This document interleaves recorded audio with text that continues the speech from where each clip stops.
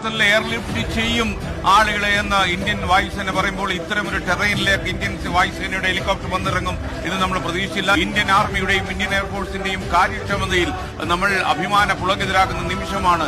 ഏത് അപകടം പിടിച്ച ദുരന്ത മുഖത്തേക്കും തങ്ങളുണ്ട് എന്ന് സൈന്യം ഒന്നുകൂടി നമ്മളെ ബോധ്യപ്പെടുത്തിക്കൊണ്ടാണ് ഈ വിമാനം ഈ വയനാട്ടിലെ അപകടം പിടിച്ച ഈ മണ്ണിലേക്ക് പറന്നിറങ്ങിയിരിക്കുന്നത്. തിരൂരിൽ ഈശ്വർ മാൽപ്പെ ആയിരുന്നു ഇരട്ടച്ചങ്കരെങ്കിൽ ഇതാ ഇവിടെ ഇപ്പോൾ ഈ ചൂരൽമലയിൽ ഇരട്ടച്ചങ്കൻ ഇന്ത്യൻ വായുസേനയാണ്. ആപത്തിൽപ്പെട്ട് കിടന്ന രക്ഷിക്കാൻ ആരെത്തുമെന്ന ആദിയോടെ കിടന്ന പൗരന്മാരെ രക്ഷിക്കുന്നതിന് വേണ്ടി ഇതാ ഇന്ത്യൻ വായുസേന എത്തിയിരിക്കുന്നു. ഇന്ത്യൻ വായുസേനയുടെ ഹെലികോപ്റ്റർ ഇറങ്ങിയിരിക്കുന്നു, പറന്നിറങ്ങിയിരിക്കുന്നു. ഇവിടുത്തെ മണ്ണ് പൂർണ്ണമായും ഒലിച്ചുപോയി. പ്രതലം തന്നെ വളരെ മോശമാണ്.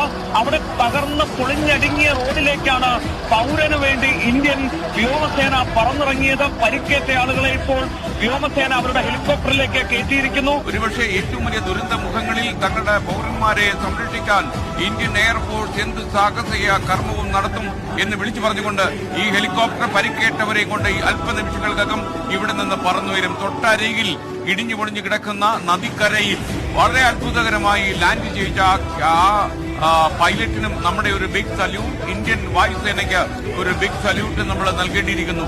Salute to Indian air force.